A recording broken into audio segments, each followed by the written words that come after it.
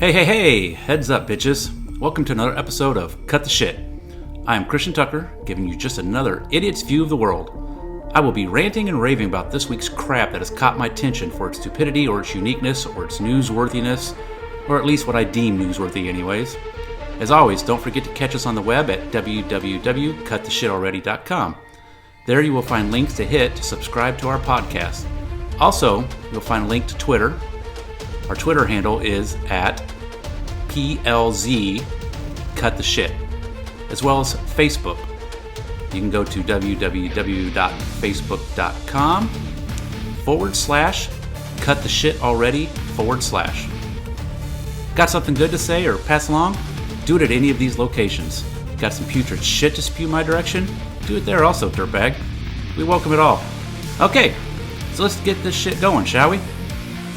Alright, welcome back to another episode of Cut the Shit. This time we're going to talk a little bit about midlife crisis, the definition of it, and old men and sports cars. So let's get going.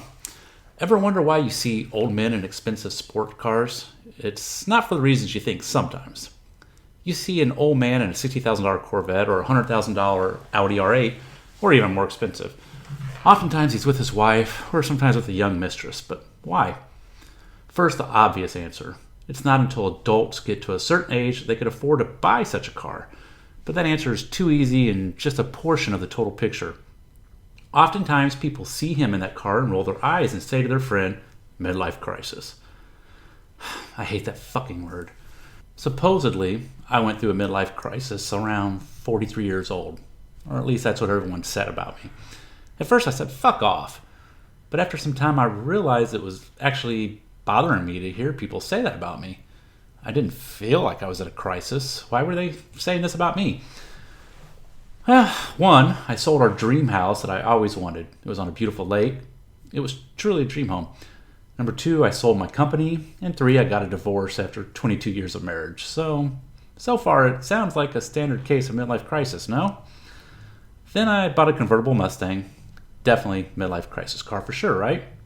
Then I bought an RV.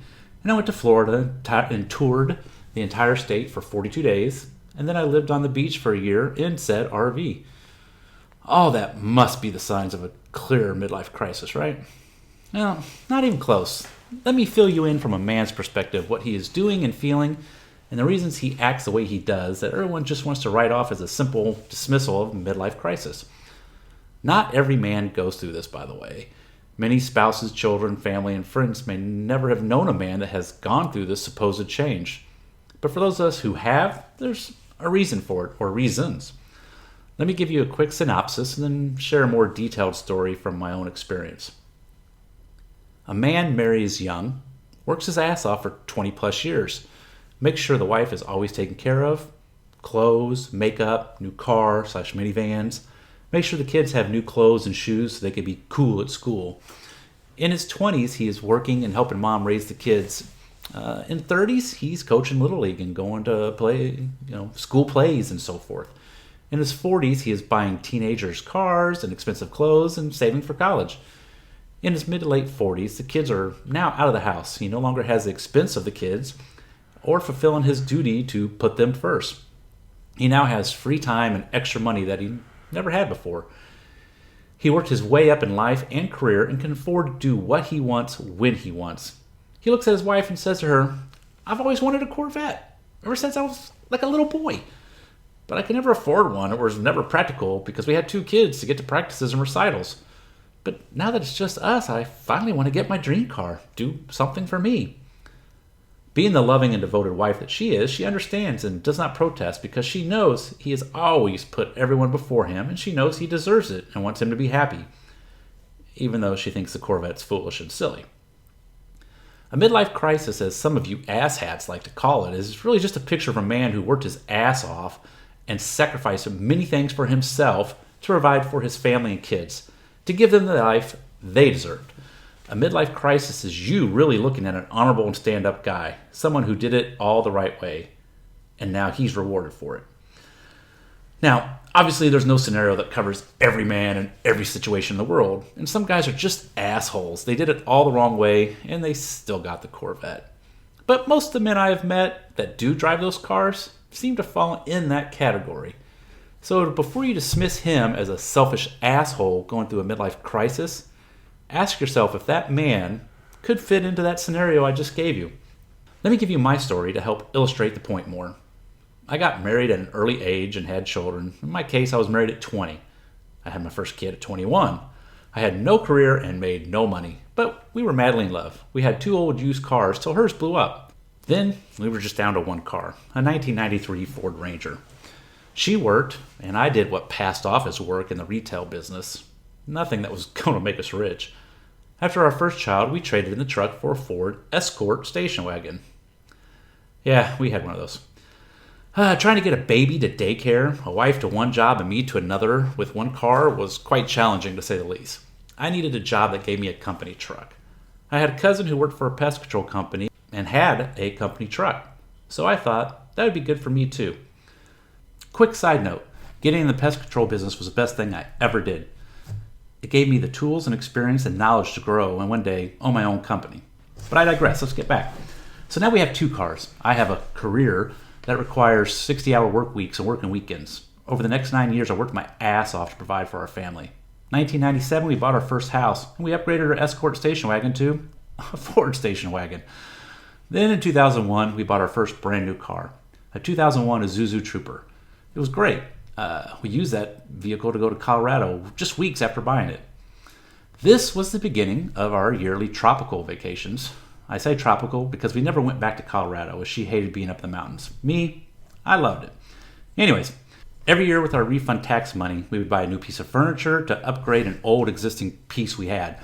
I moved us from one new house to another new house with each bump in pay.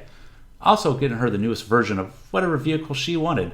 I continued to drive a company vehicle, which helped us spend a little more money for a car for her. Finally, I started my own company, and that required much more work than 60 hours a week. But it helped us buy our dream house, her the car she wanted, and me a brand new awesome Jeep.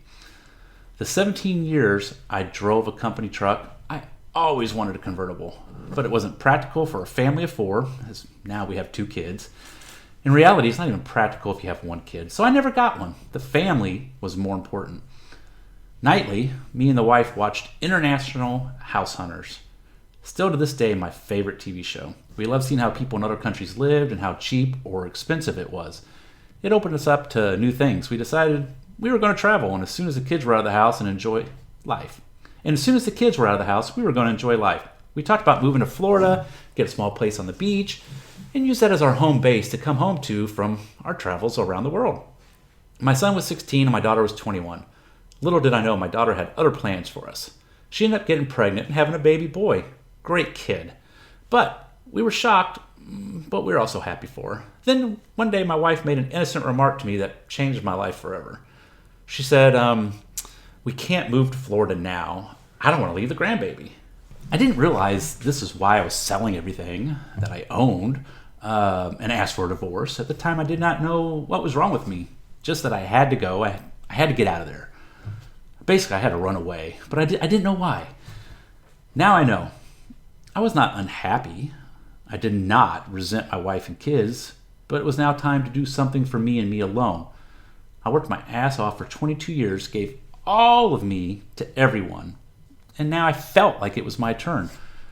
Whereas before in my story of midlife crisis, that man that spoke to his wife and expressed his feelings and wants and needs to her, I didn't do any of that.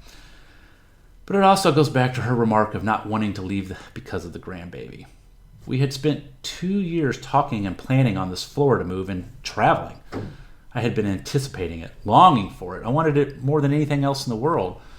So when she said that to me, it wrecked me. It killed me. I had already made up my mind. I hated where I lived. I could not stand to basically live there another month. I couldn't stand to run the company anymore. I hated everything. Now she says she's not going to leave. This is when I personally began to make every mistake that I did that led to us being divorced and selling everything. I closed myself off to her and the kids, shut them off, emotionally. I became that selfish asshole that sometimes you hear of. I decided if she would not go to Florida with me, then I would go on my own. As I saw it at the time, I could not stay there another minute, so like an idiot, I threw it all away. I had mistakenly put all my hopes and dreams into the Florida basket. And when I lost that, I didn't take a step back. I didn't take a breath and reevaluate. I acted like a spoiled fucking brat and left. Pretty much a fucking idiot. So if I had known that was what was wrong, I never would have sold the company. I wouldn't have sold the house. I damn sure wouldn't have asked for a divorce. I look back now, I was lost, I was confused, I was bitter. I wish I had communicated my feelings better to my wife and kids. Maybe we could have figured all this out sooner. I didn't understand my feelings, so I did what I thought I was supposed to do at that age. The midlife crisis thing, right? Get a divorce, find a young girlfriend, move on. That's the worst advice, by the way. I didn't want any of those things. A man will come to a point in his life when he will ask himself, what is he doing? What does he want? What will he do? If that man is smart, he will ask those questions out loud and seek answers and open dialogue from his wife and kids.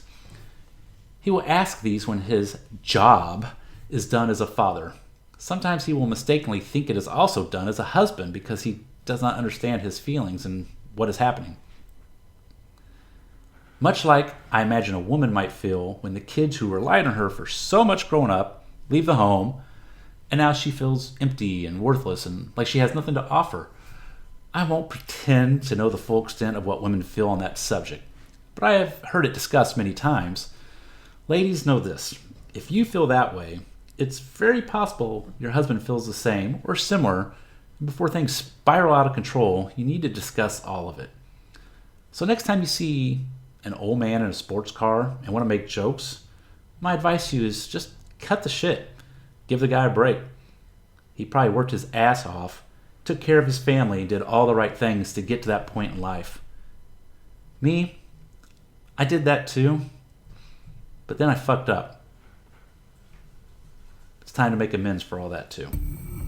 Anyways, until next time, my friends, as Ron Burgundy would say, stay classy and we'll see you next time.